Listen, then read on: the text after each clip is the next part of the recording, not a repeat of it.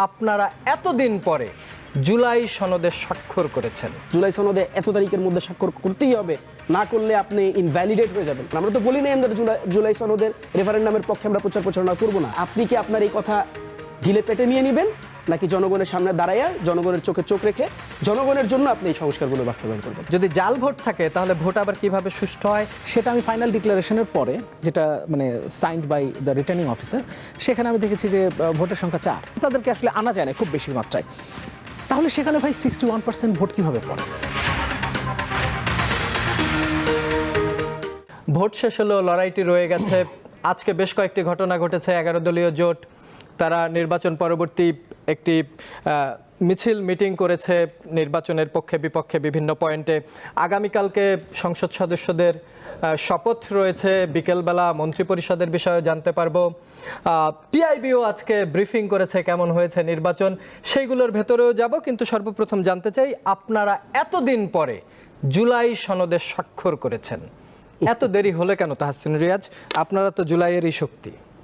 আন্তরিক ধন্যবাদ জানাচ্ছি। আমার সাথে দুজন অত্যন্ত শ্রদ্ধার সহ আলোচক আছেন এবং যারা আমাকে দেখছেন। দেখুন, প্রশ্নটি এতদিন পরে স্বাক্ষর করলাম কেন? এতদিন পরে স্বাক্ষর করলাম এই জন্য, আমরাও আসলে সার্বিক ব্যাপারগুলো একেবারে ক্লোজলি অনুধাবন করছি না। আপনার প্রশ্নের মধ্যেই উত্তর আছে। আপনি কিন্তু নিজেই বলেছেন যে এই জুলাই সনদের, যদি বলি যে এই জুলাই সনদকে ইনিশিয়েট করা, সংস্কার কমিশনের আলোচনাকে ইনিশিয়েট করা এবং সার্বিকভাবে এই পুরো আলোচনাটাকে রেফারেন্ডাম পর্যন্ত, গণভোট পর্যন্ত ডাইভার্ট করার পেছনে কিন্তু অন্যতম গুরুত্বপূর্ণ ভূমিকা কিন্তু এনসিপি পালন করেছে। এবং আপনাকে একটু স্মরণ করিয়ে দিই আমি, শুধুমাত্র তাই না, জুলাই সনদের ব্যাপারে, জুলাই সনদের পক্ষে, জুলাই সনদের ইফেক্ট এবং জুলাই সনদ বাস্তবায়ন হলে এটার অ্যাডভান্টেজ কী ধরনের অ্যাডভান্টেজ জনগণ পাবে, এটা প্যারালালি রেফারেন্ডামে কেন হ্যাঁ ভোট জয়যুক্ত হওয়া প্রয়োজন, এই পুরো প্রচার প্রচারণায় আমি যদি আপনাকে এইভাবে করে বলি যে আপনি যদি সকল রাজনৈতিক দলের কার্যক্রম দেখেন এবং এনসিপির কার্যক্রম দেখেন, নিঃসন্দেহাতীতভাবে আপনি যদি আমার বিরোধী পক্ষকেও জিজ্ঞেস করেন, সেও আপনাকে এই ব্যাপারে সাক্ষী দিবে যে NCP was the pioneer, NCP was the first liner, যারা এই রেফারেন্ডামের পক্ষে সবচেয়ে বেশি প্রচার প্রচারণা করেছে। কাজেই দেখেন, আপনি আসলে দেখবেন কি, স্বাক্ষর করা না করা এটা একটা অফিসিয়াল বা একটা ফরমেটিভ বা একটা ফর্মাল একটা প্রসেস, আমি যদি আপনাকে এভাবে করে বলি, কোথাও কি লেখা ছিল জুলাই সনদে এত তারিখের মধ্যে স্বাক্ষর করতেই হবে, না করলে আপনি ইনভ্যালিডেট হয়ে যাবেন? ছিল না কিন্তু।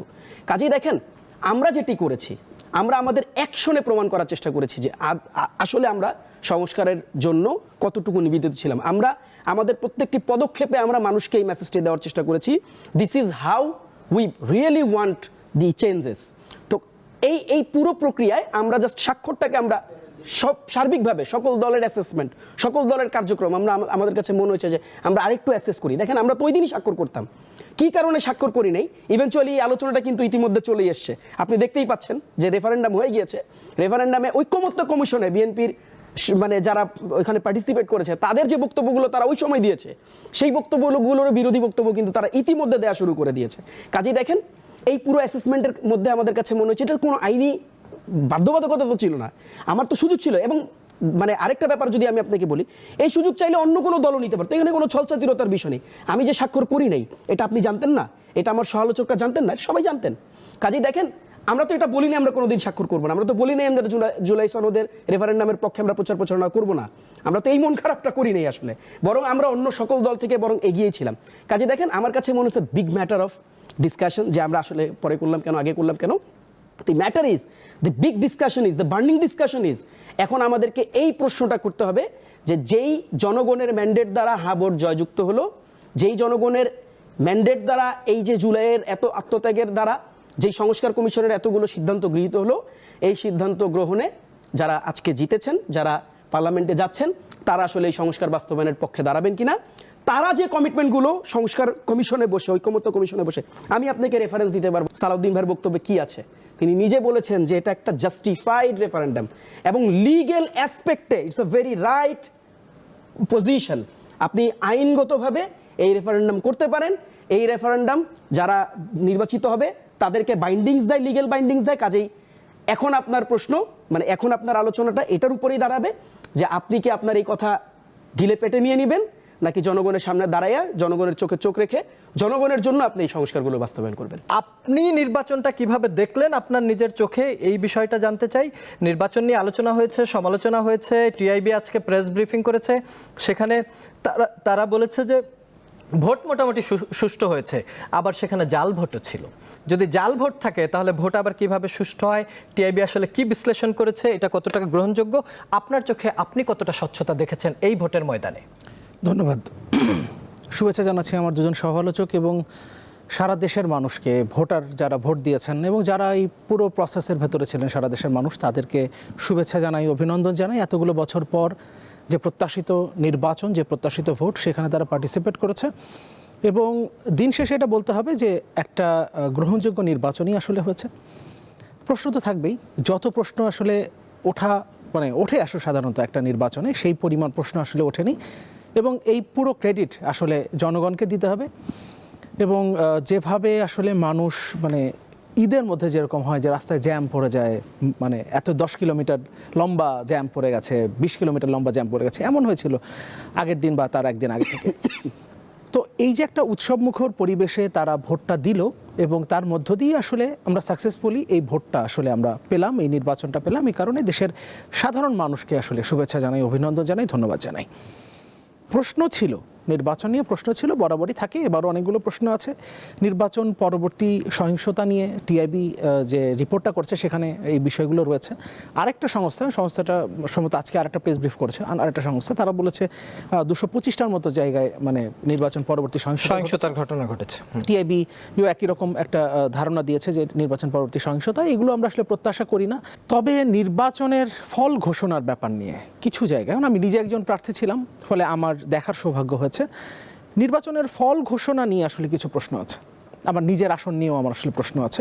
যদিও যিনি নির্বাচিত হয়েছেন তাকে ইতোমধ্যে আমি সাধুবাদ জানিয়েছি, শুভেচ্ছা জানিয়েছি, অভিনন্দন জানিয়েছি এবং আমরা চাই যে আসলে সবাই মিলে সারা দেশেই আসলে আমরা একসাথে কাজ করব। কিন্তু প্রশ্ন আসলে রয়ে গেছে।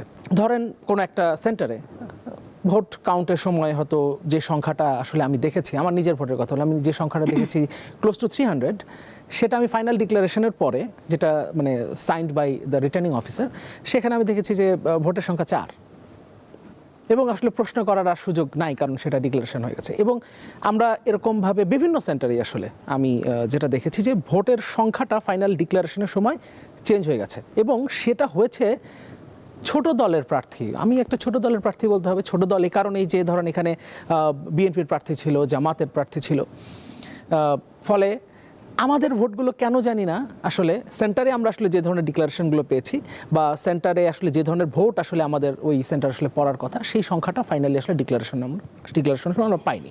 আরেকটা খুবই সিগনিফিক্যান্ট বিষয় হলো, আমি নিজে লাঞ্চের পরের কথা যদি বলি, আগের কথা বাদ দিলাম, 2:30 থেকে 4:30, এই সময়ের মধ্যে আমি 12টা সেন্টারে আমি গেছি এই সময়ের মধ্যে।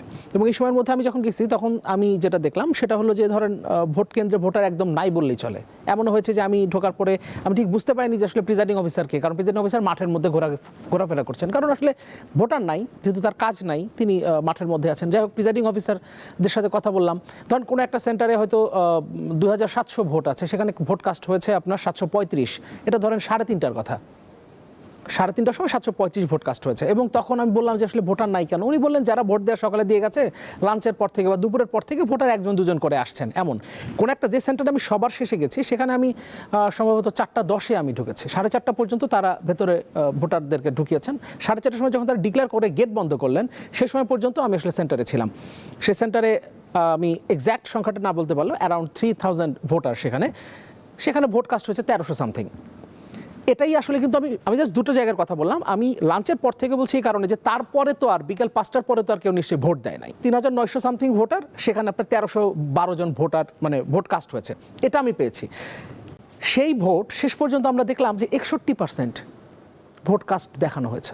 এবং আমার আসনে একটা বিশেষত্ব আছে, কারণ আমার আসনে এটা বলতে হবে যে সেখানে আপনার আওয়ামী সমর্থক বেশি, সেখানে এখনও সম্ভবত 75% প্লাস আসলে আওয়ামী সমর্থক।